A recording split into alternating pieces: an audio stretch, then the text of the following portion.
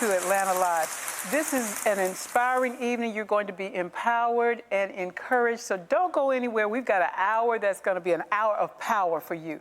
So we are excited tonight that you have joined us. And I want you to know that you are blessed and highly favored. God has something special and something to say to you tonight through our guests. So don't go anywhere. In fact, I have an amazing couple here that's going to be my first guest, Kris and Sonny. And I'd just like to welcome you to Atlanta Live. Thank you so much for having us. Thank you, Dr. We are honored. We are honored. Truly a blessing. It is a blessing. And you guys have been in ministry for several years. About 26 years total. 26 years total. And I guess the first ministry is? Our marriage. The first ministry is marriage. That's beautiful. And not only is it your marriage for what you're doing together, but now you're empowering other marriages, right? Absolutely, absolutely. So we do have a network of people that we mentor. It is the Marriage Club, is what we call it. The Marriage Club. So, That's yes, lovely. ma'am. The Marriage Club. We have like 1.3 million followers in our group. So. Wow. Are they all watching tonight? Well, they should be. They should be. So listen, now you guys have been married for how long? 26 years. 26 years. Yes. And when you met, it was love at first sight. Ooh. Yeah. I know every time we have that same reaction because it definitely was not love at first sight. We feel like it was God ordained, but it wasn't love at first sight. So tell us about that.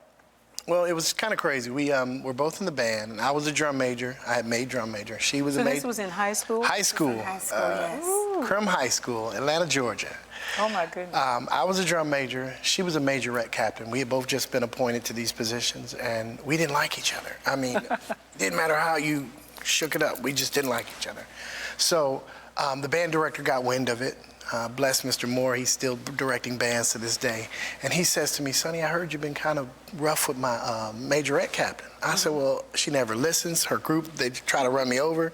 So yeah, it's been hard. So he's like, well, I'm gonna need you to patch that up. I said, okay, I'll be nicer. No, I need you to give her a ride because I heard you've been blowing the horn when you pass her by and she's standing at the bus stop. At nighttime. Mind you, we live 2 minutes away from each other. Stay in the same. So you were just a meanie. She was a meanie. I was just reciprocating the same energy that she was giving to me. I see. So he was like, well, you're going to fix that. I was like, oh, what? And I tried to give him some flack. He said, I'm not trying to hear it. Have a good day. Get out my office.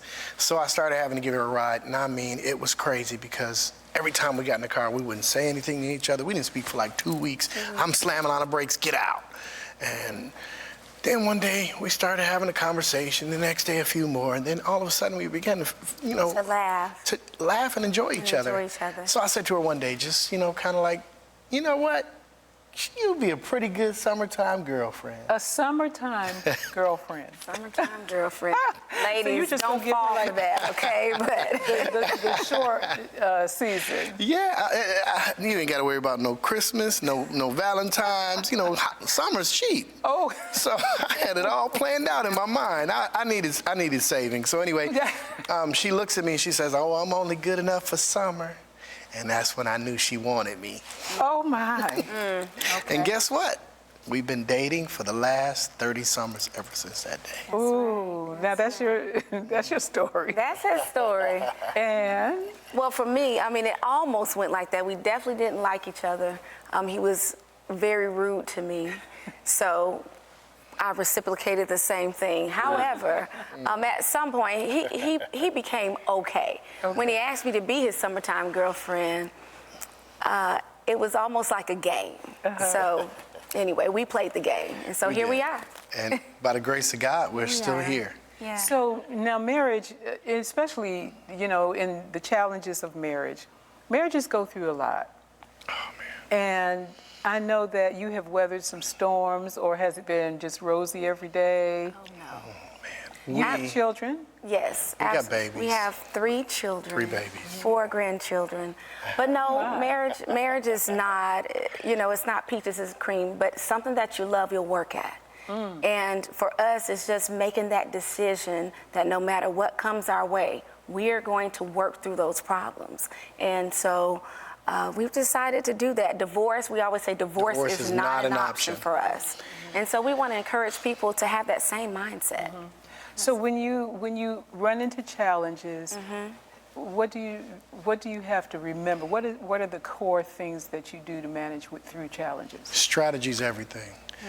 One of the big things and reason why we wrote our book, Flying High in Your Marriage, shameless plug. Yes, in fact, guess what I have? Yeah. That's your copy. We gave that to you. The reason why we wrote that book is because we realized that many of our matriarchs and the folks who did it before us, they did it different. They didn't have to deal with some of the woes that we have to deal with. They weren't dealing with the 2 minutes away from any pornographic thing you could look at, or sliding into DMs.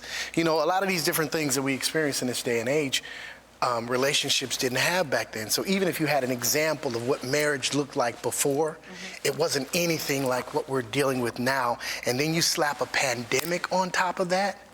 Oh man, it's like marriages have exploded all over the nation. So what we need is a sound strategy to help us bring that thing back together, to help us to remember why we got together to begin with, and to give us something to hold on to so that we have enough breath and enough air and enough love to say we can keep doing this. No matter what is going on, we've got a right strategy to get through whatever comes our way.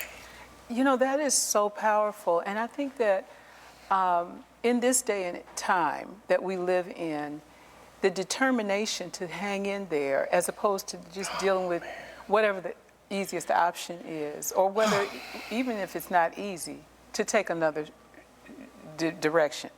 I think that is something that people need to know. You can make it. You can make it. And it's so hard pressed on us because, God said, upon this rock, I'll build my church. I believe that our relationships are the Peters of the church. Wow. Because when we disconnect, there can be no fruit. Wow. The nation subsides. What was growth and what was fruit and what was built now becomes no more. Yes. So we've got to figure out how to restore this thing. We got all sorts of things restoring everything but what we have. So. And marriage. Talk about the importance of marriage. I'll give you a grand example, and I'm going to let my baby get in here. Ahead. I have 2 children now who are on the brink of one who's already married, loving his wife. God is really showing up in their life. New house, new car, new job, all sorts of things.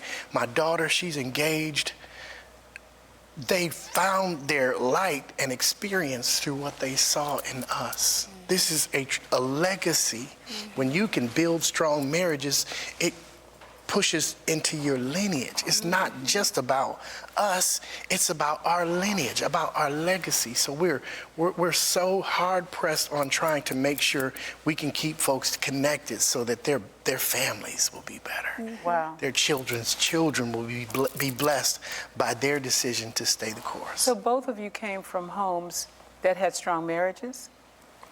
No. No. Okay, so talk about, because many of our viewers tonight come from homes that have been broken by divorce, or other challenges where there were not 2 parents. Right. Go ahead, baby, because for you... I grew up in a single-parent home. My mama had me when she was 16 years old. We grew up on welfare. I pulled the perforated food stamps and took them to the store as a little kid. So it was challenging. And my father, we reconciled, but he said back then he wanted to be a pimp. Okay. So he didn't know how to be in a relationship, never knew who his father was. So you talk about broken, you talk about generational curses. So I grew up with mama's mess and daddy's demons. And it was it was so hard because I didn't effectively know how to love on this woman. I wanted to love her, but I didn't have a strategy. And that's why it's so key. And that's why I'm so excited. A strategy. So just give us the man. outline of the strategy, because we're going to have to read this book to get the whole thing. Yeah. They got to read it. Flying High in Your Marriage is basically a template. It says, okay, let's start with a journey. Because every relationship, baby, what do you say about every relationship? Every relationship has a purpose. So Okay. if you're married, there's 5.7 billion other people on the planet God said no to. Okay. So he gave this woman, he picked me for her and her for me out of 5.7 billion people on the earth. Wow. So we're going to start on this journey and figure out what our purpose is. And once we align ourselves to our purpose, it's a journey. So it's like taking a trip. And every time you fly high, as soon as you begin to accelerate, the things that were big now become small. The issues that plagued your relationship, once you get to elevate to a certain level, they're not as big anymore. So it's like looking down from a plane. All that stuff that mattered no longer matters. So this is Flying High together. Yes. Yes. As a So couple. Kris, now, as a beautiful woman, certainly there have been times when you said, you know what, this dude, I could do. Oh, yes. You know, We wish you a Merry Christmas. We wish you a Merry Christmas. Let me tell my story. Thank you, sir. But oftentimes, like, you know, for our people that watch us or who we teach, I tell them about my Christmas miracle, because there was a time when I wanted to leave my husband. I had a plan in place. It was probably about October, but I needed my children to have a beautiful Christmas. But after Christmas, I was leaving. Somewhere between October and January, God had done a work in me. We went to something like a marriage retreat. And So now, was at the time, was he aware that you were like on your way? No, I don't think he knew, because he had gone to the retreat before me. So he came back all lovey-dovey. Yeah, he loving Jesus. CD mama, CD mama. And but I still had my plan. But you know, like I said, somewhere between October and January, God really changed my heart. And why do you think you were open to God's, you know, in changing your heart? I don't know that I was open, but I remember just going to this particular retreat needing something in my life. Okay. And a lot of that started probably with forgiveness. So it may not have had anything to do with Sonny, but just getting rid of some of the baggage that I have in my life. Baggage We talk check. about baggage in our book. Yes. So I think that's what it was. And by me being able to forgive people, from my father to my husband, that released me to love again. Wow. That released me to love again. And the thought that had she not gone through that, had I not gone through that, there wouldn't be 1.3 million people being celebrating marriage. So your site has 1.3 Million people. that are a part of it. And Yes. talk about, well, what is your site again? So it's themarriageclub.org. And so anybody can join. Anyone can join now. I'll say that, but The way it's set up is, yes. anybody can join, but it's all about just marriage. We highlight marriages. We talk about relationships, anniversaries, different things like that. So it's celebrating. I mean, I've had people literally call me and say, I was thinking about committing suicide, but I saw something on your site that let me know that I'm not alone in this journey. Wow. And it blew me away to think of the impact that this thing has made over the course of time. And it's not even, I think we're maybe like 7 years old. Oh, wow.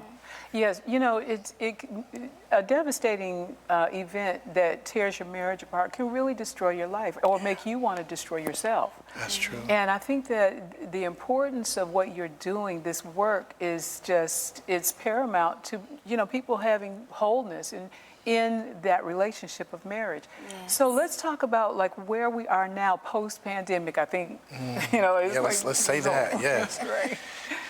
I mean, there are still remnants of it, right? I think, you know, having someone like us to just keep telling you to keep going, people are still, I mean, because we get inundated with inboxes every single day. So although it's post-pandemic, I think those problems are still there. Some of the remnants of the problems. Yeah. So folks are learning how to love on each other. And again, So do you teach them how to? we do couples coaching and counseling. You know, by the grace of God, we've got our marriage club classes. We actually teach couples. It's like The marriage school. The marriage school, where we actually are training couples on how to communicate, how to love on each other, how to open up about some of the past issues and all of that stuff. So it's been a fun journey. Wow. And so now, what other things are you going to be doing in the next few months that others can be a part of? Man, so our marriage retreat. So we have marriage retreats coming up. In the summertime, we're going to do a weekend to remember. So couples can come to our weekend to remember if you just need a kickstart in your relationship. So many things are coming up. So many things are coming through the. We're really excited about that. And the retreat is so critical because that's how our relationship got back together. That brought us back to ground zero, brought us back to a place where we could love again. So we want to infuse that and get couples to come and experience that for their relationship. And to enjoy each other again. We do things like date night. So we have one of those coming up where people will actually come and enjoy your spouse. Like physically, you're going to have other couples come in the same. Yes. Oh my goodness. So we're Is excited COVID about over? I think. Oh my God. They're coming. That's We make them, great. and it's cool. Cool parts about that, you have to pre-test before you can come. So we have all the paperwork's there, so we know everybody's clear. Everybody's clear. Day before. You know, Sonny, I would like to ask you as we kind of segue to the next guest, if you wouldn't mind just looking in the camera and just speaking hope and joy into whoever's watching. They may be going through something in their life, in their marriage, but just tell them, this is you. Okay, I would love to. Listen, let me just share this with you.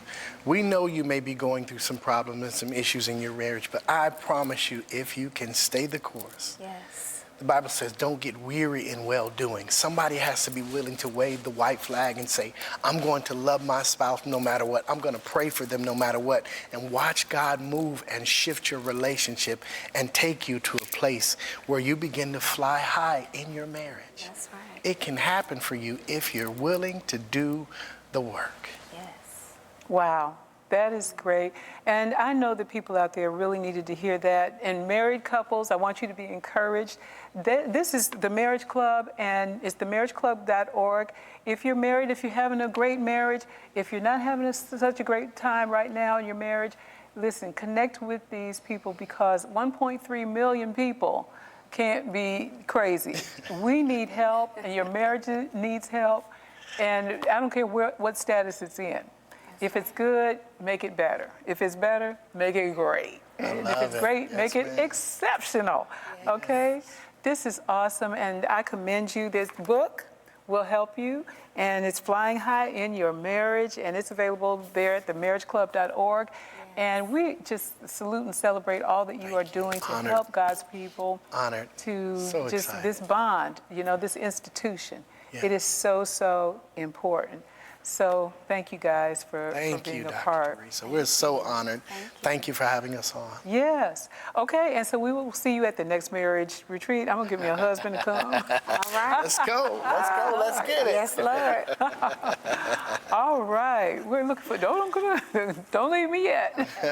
Gotcha. All right. So thank you guys again.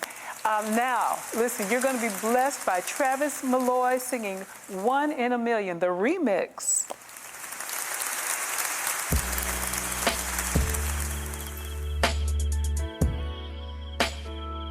Atlanta Live.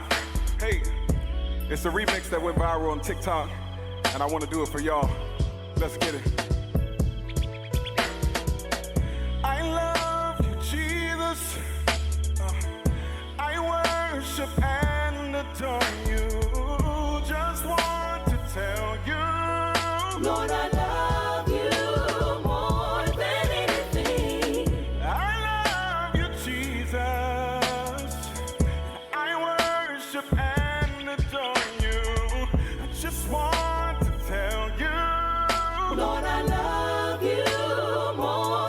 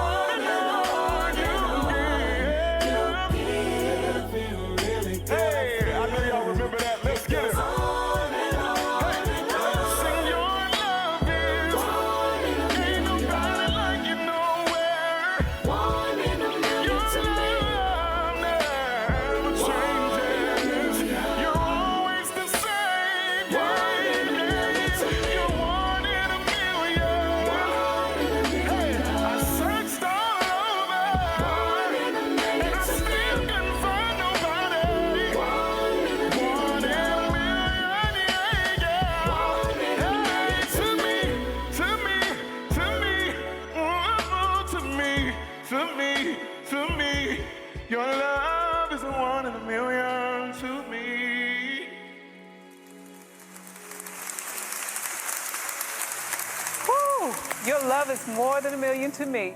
That was amazing. Travis Malloy and the remix. Listen, wherever you are, I want you to know that you are loved. God loves you. And to him, you are the apple of his eye. So just be blessed in knowing that.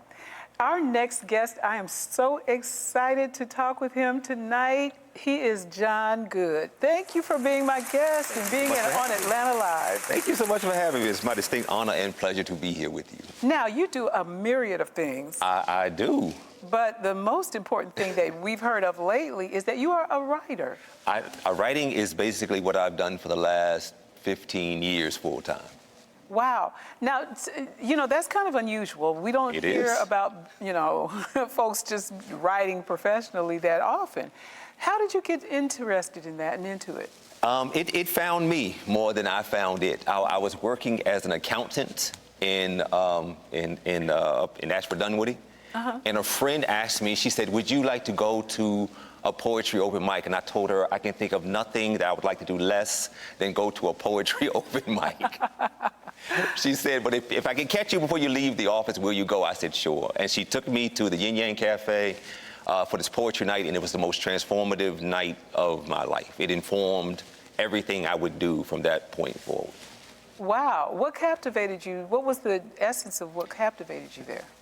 These young men and women, they were on stage, and they have access to the exact same 26 letters of the alphabet that I do, and they were doing something with it that I just never seen anyone do. The way they could make your emotions just run the gamut. Like in one moment you're laughing, one moment you're crying, one moment you're just sitting and thinking deeply, and all of it is appropriate within the art form. So, like, as a comedian, if they're not laughing, you're failing. Yes. But with spoken word poetry, they can laugh, they can cry, they can do so many things, and you can just, you know, take people on this journey. And I thought it's a journey that, you know, God willing, I will be able to take people on also. So now you're not only, well, obviously you're not just writing poetry, but you're writing different formats. Yes. I've written stage plays, TV commercials, poems, speeches. If it can be written, I can write it. If you need a nice ransom note, I can write your ransom note. Whatever you need, I'll write it for you. I'll make it beautiful. Okay, well, we're going to hold on to the ransom note right now. But that's interesting. So where is the discipline of writing now? Because, you know, years ago, everybody was reading newspapers and magazines and books and stuff. And now it's like with the internet, do people still read? People do. People read. I mean, they might read in tweets, but people absolutely read. Books, I mean, when you look at the sales of books, where things have changed is that now a lot of people can self-publish a book. Yes. So now you may not have to go through one of the big publishing houses. You could publish it yourself, get it directly to the consumer. There's a gentleman whose name escapes me. He's a cook.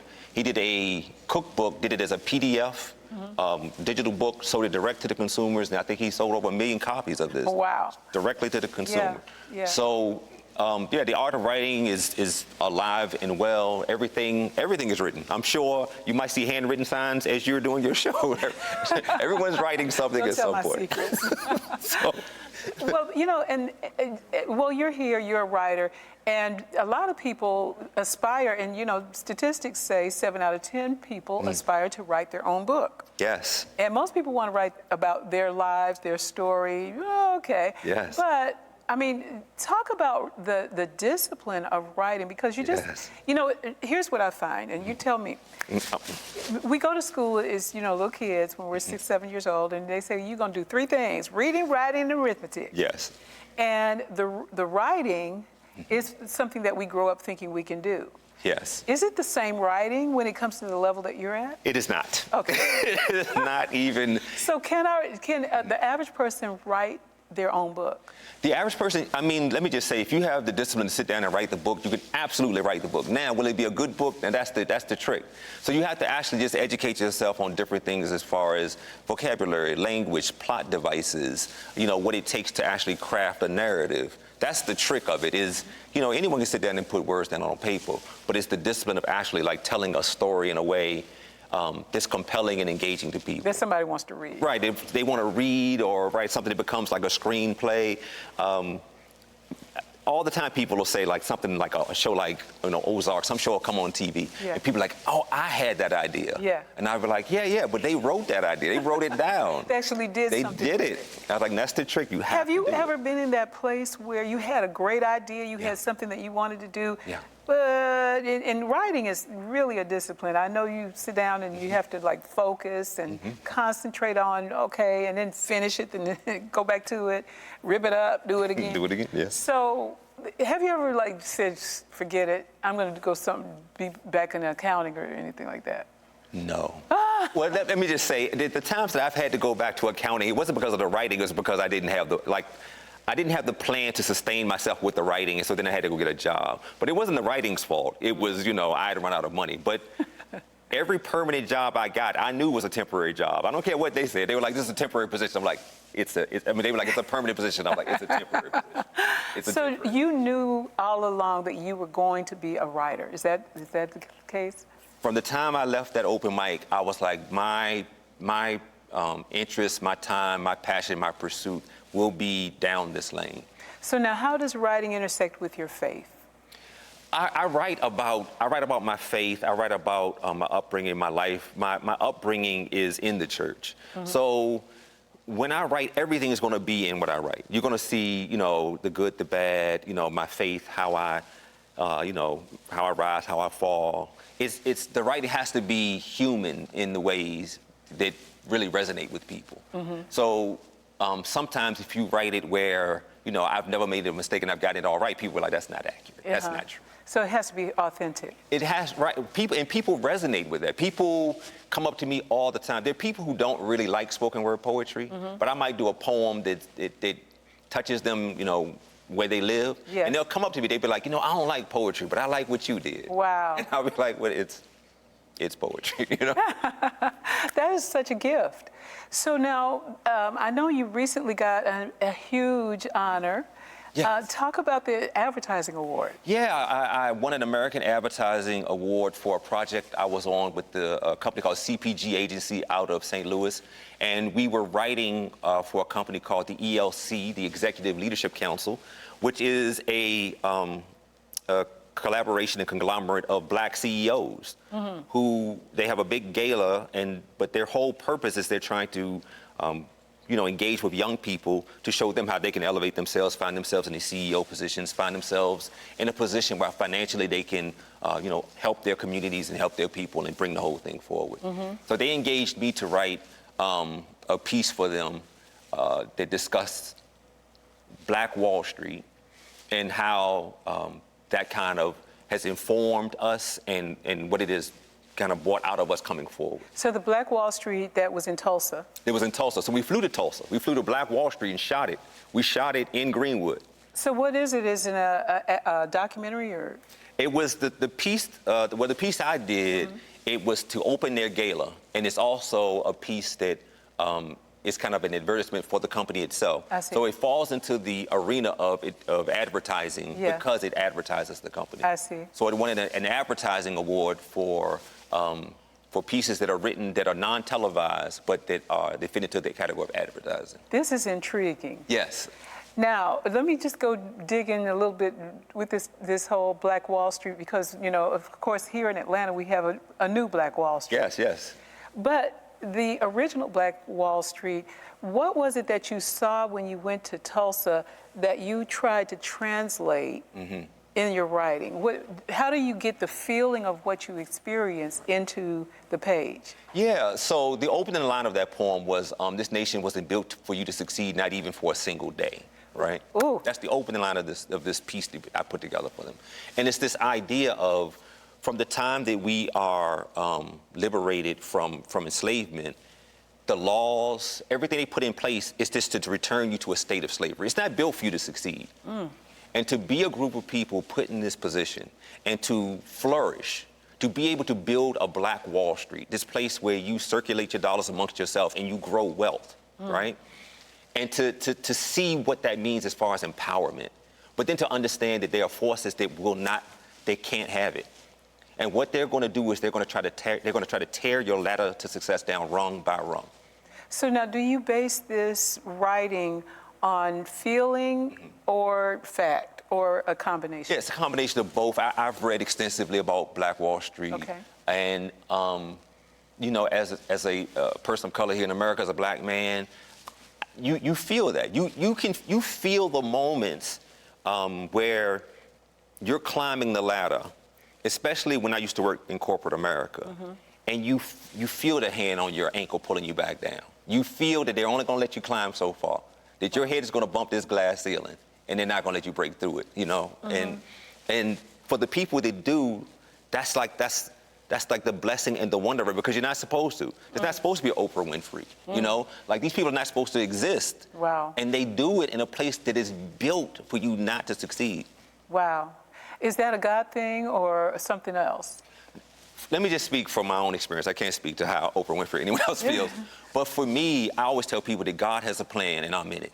My God. And so in the moments where the money runs out and I may have to go back to this cubicle, I know that I'm coming back out of there. Like, now that's powerful. God has a plan. And I'm in it. And we're in it. Each of us are in his Listen, plan.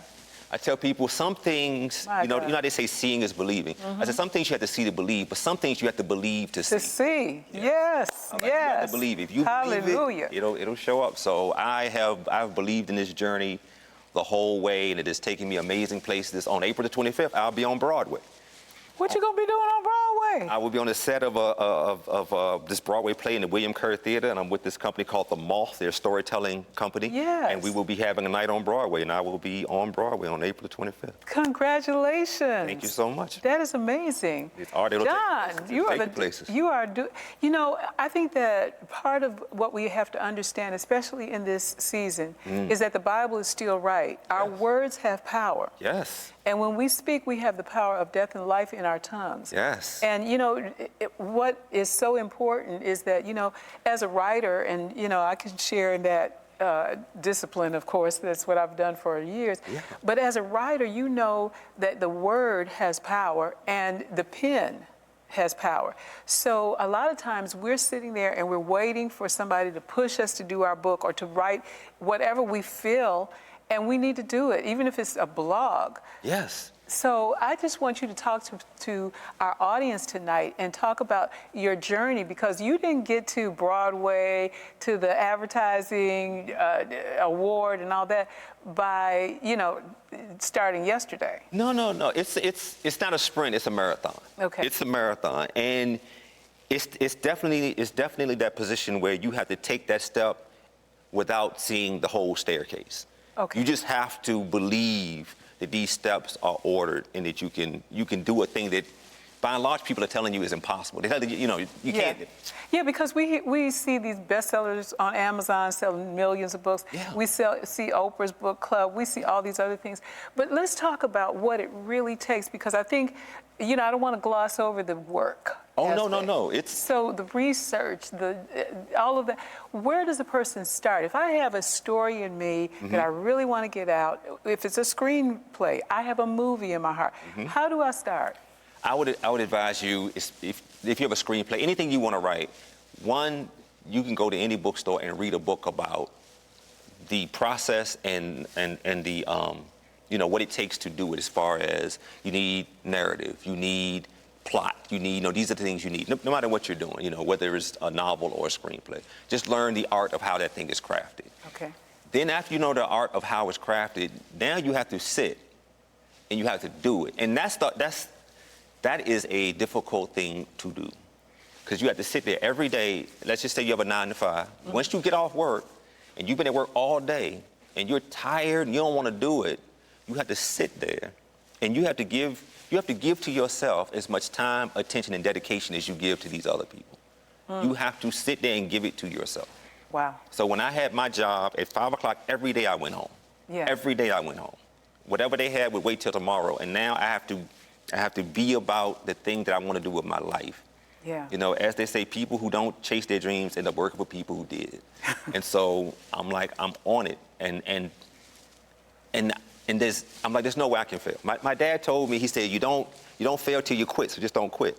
And so I just don't quit. I just stay at it. You know, that is so powerful. People who won't chase their dreams end up working for people who did. Yeah.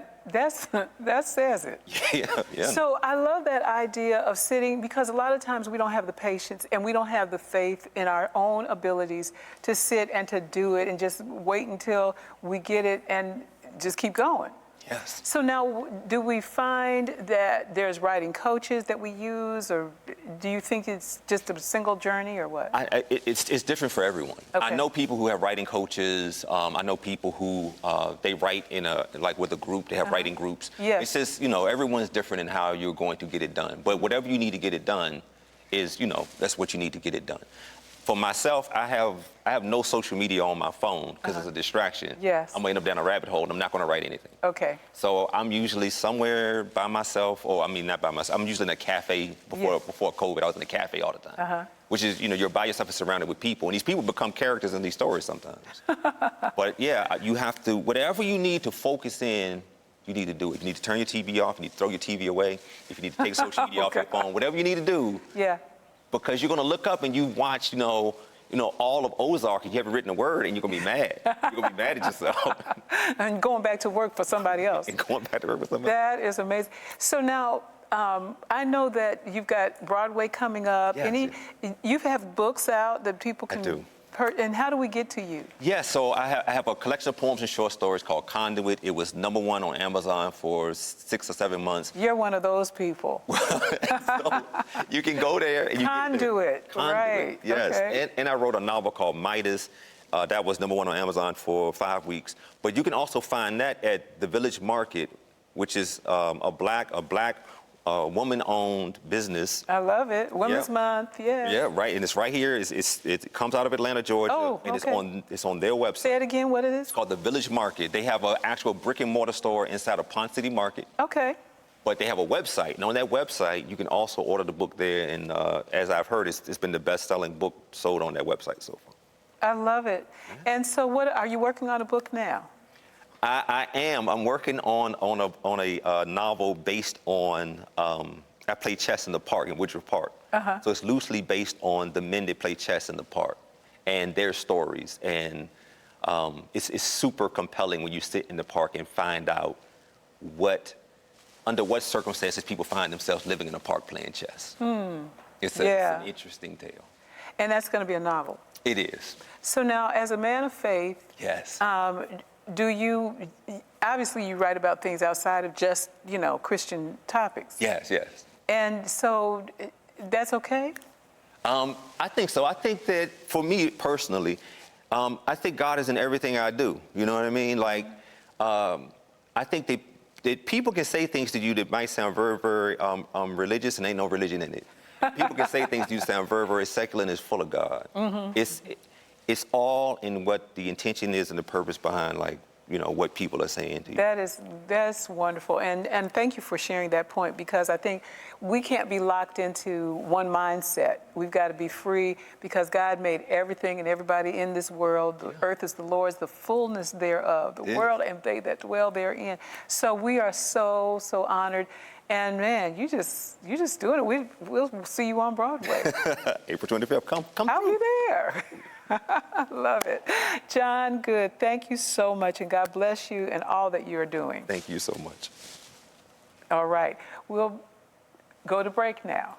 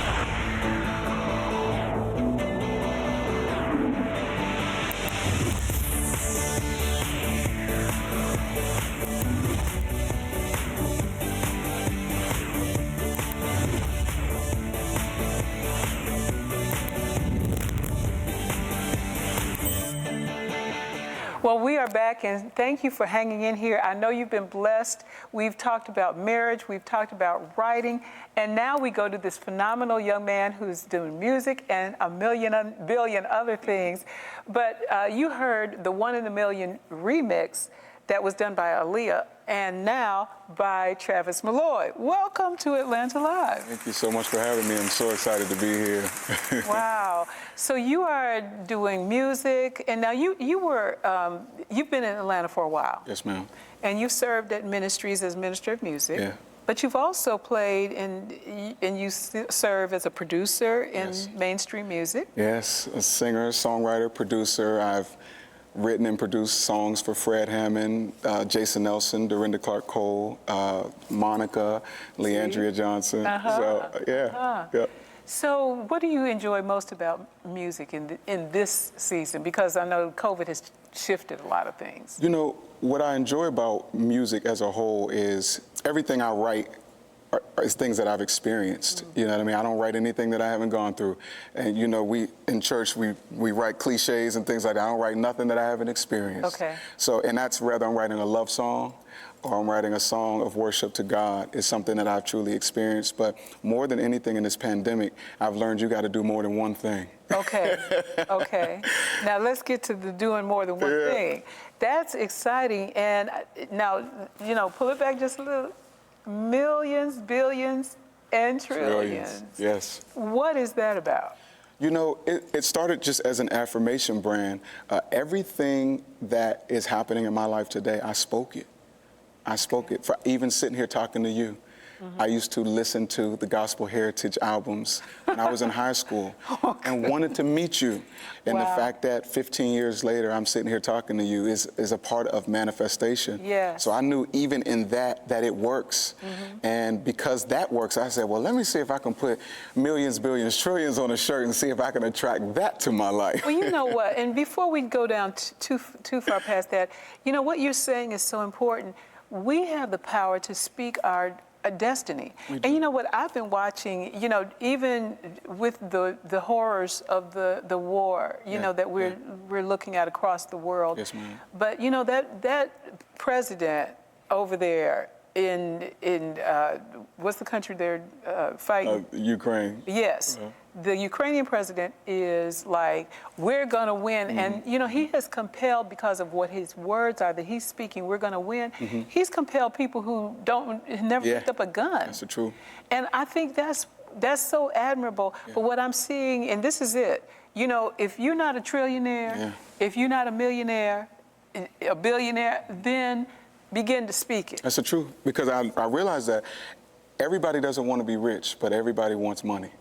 Somehow. Yes. And it's okay, you know. Yeah. I learned from Carlton Pearson, for the love of money is the root of all evil, but so is the lack of it. Ooh, okay. You know, so a lot of the things that goes on in the world is most times over money or the lack of it. Yes. So I know that speaking things into existence and how the law of attraction works, I believe God created the universe to work for us. That's why he spoke, let there be light, and it came. You know, you ever said, I'm going to go buy a Mercedes-Benz next month, and then all of a sudden you start seeing everybody driving a Mercedes-Benz because everything you say comes and finds you. And I just truly believe that God created it that way. That's why I said, let the weak say I am strong. Let the poor say I am rich. Do you have the courage to declare what you want from where you're at? I'm not a millionaire yet, but if I keep saying it, it's going to come find me. That's awesome. And so now this whole idea, and I'm going to wear my T-shirt, my hoodie at some point, but this whole idea of millions, billions, and trillions, you're doing this as a conference, right? Yes, we're doing it. It turned into a motivational moment when I started getting calls from people saying that it inspired them to go buy their first home, to go buy their first car, to start their first business. How long ago did all this inspiration I started this brand a year ago. In the middle of the pandemic? In the middle of the pandemic. So we're at our worst. People are dying left and right. People are sick. We're scared to go around people. And you get this premonition of this idea, this vision, this revelation. Yeah. Because it didn't just motivate people to get rich. It motivated you to live, to fight and live, because there's so much to live for. So millions, billions, trillions isn't just money. It's elevation. It's going to the next level. It's elevation, and it makes people want to be better. And some of my highest paying clients are millionaires already. And they say it just inspired me to go for the billions. Wow. Inspired me to leave trillions for my family. Yes. So we had no choice but to turn this into a motivational moment for people. And I'm bringing people from all over the city to come be a part. The owners of Toast, my favorite brunch spot in Atlanta, that will be there. Malik Yoba. Before I was watching Law and Order, I was watching New York Undercover. Okay. You know, okay. so an icon coming to speak, and Troy Taylor and Kiana Watson. So just to inspire people to elevate. Some people have million-dollar businesses and don't know they need to go ahead and trademark it. You know, some people have been writing songs like you and don't know how to copyright them. Or now the industry has changed so much. Now there's so many forms of payment. Yes. It's hard to keep up with. How do you get your money from Spotify and Apple Music and all these different? Yeah, come on here. Yes. So this is. I want to teach people. This is not a moment of look who I got on stage. This is a moment of I want to teach you how to elevate to be better. Somebody may not want to be an entrepreneur, but just, you know, we might inspire somebody to want to live, to fight what they may be dealing with on the inside. You know what I mean? Wow. Yeah.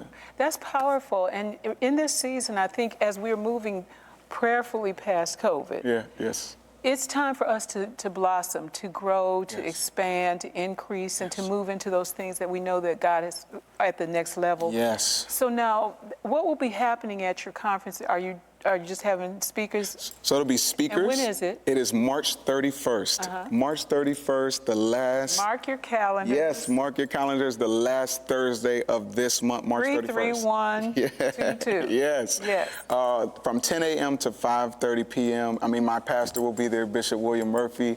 Hey, Bishop Murphy. Opening it up with the song called "It's Working," the song that carried me through the pandemic. Yeah. You know, so I was very intentional about the people that is on this event, because I wanted people to hear the songs that I listened to when I was discouraged, that I listened to when I didn't know where my next check was coming from, Yeah. the songs that helped me over. So March 31st is going to be some performances from some of my friends and some And now, is amazing this stories. in person? Yes, in person. Where? In person at the Riverside Epicenter Yes. in Austell, Georgia. Okay, okay. We are excited to be there. We had to pull out the stops. Yeah. I have to tell you about that. Okay. I was telling someone about this vision that I had, and they said, "Oh, you think this is too big for your first one?"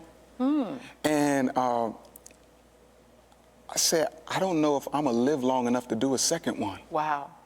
So if I'm gonna do it, we're gonna do it big the first time, Yes. And that's we have to dream big and do big. every time." And dare God to show us how big He is. And he does it every time. Doesn't he? Does it do every time. Wow. So now the connection between the musician, the Travis the musician, the Travis the producer, songwriter, entrepreneur. What is all of this? What are you doing? Well, who you gonna be? Well, you know, you too many things. You know, I'm everything that I need to be at any given moment that I need to love be. it. I love it. So if you need a song, I can write it. If you need it produced, I can produce it. If you need an idea, I can speak it into existence. If you need a song, you can sing it. If you need a singer, I can sing it.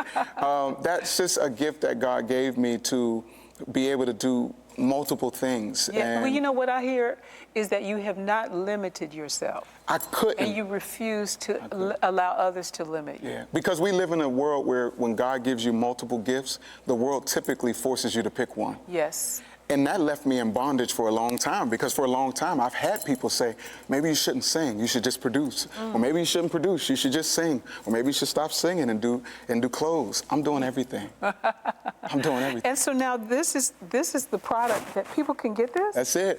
You can And get you can get this, I mean, you might come to the conference, which is what Yes. we want to do, but they can still, I think this just speaks. You can This get it right says it. now. Our site is livedreamcurrency.com. Live, dream, currency. You know what, and you know, I know that this is obvious, but as a young black man, Yes, ma'am. where are you, how does this translate to where black men are in America today and their lack need, their mindset? How do you impact that? I think that it's important to speak to them personally and encourage them directly on what it is that they can accomplish, because there's a lot of people that don't even know that they deserve it. Wow. See,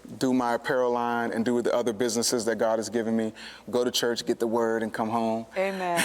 Amen. We're gonna but that's good. You know, and I know that as you do the millions, billions, and trillions Yes. things, and as you inspire others, now are you going to do like more conferences in different places? We're going to do conferences. You're going to see millions, billions, trillions everywhere.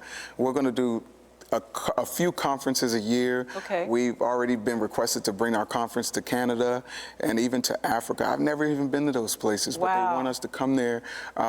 We want to license this to debit cards. We want it everywhere. Yes. We want it in Vegas, millions, billions, trillions. We want it everywhere, all over the world. So now what will be taught or shared at this conference? Elevation. Okay. Going to the next level. So is there going to be financial counseling or? Yes, we're going to do, you know, I was speaking to someone earlier today talking about what I didn't learn in high school and what most college kids don't learn. I just learned how to buy a house last year. Wow. Because I purchased my first house at 34, but what I'm saying is I didn't learn until those moments up until what I needed, Yeah. where my credit needed to be, what credit even means, Yeah. those things like that. And credit runs the world. Yeah. You know what I mean? And so you really are trying to get, and this is really something that people need, even at kids. Yes. Yeah. Wow. Me to this day didn't know how impactful credit was, and what, you know, even what my business did last year, of what I could have even obtained if I knew more about how to tap into business loans and credit and things like that. So those are things that we're going to be teaching as well at this conference, and I'm bringing professionals in to talk about that, so I love it. people can see. Listen, be there. March 31st at the Epicenter. You can go online and register. Yes, you can register right now at mbtsummit.ticketlocity.com. Be blessed. Thank you for joining us. Travis Malloy, God bless you. Thank you so and we'll much. be at the millions, trillions, and millions. We're Let's do speaking it. Let's do it.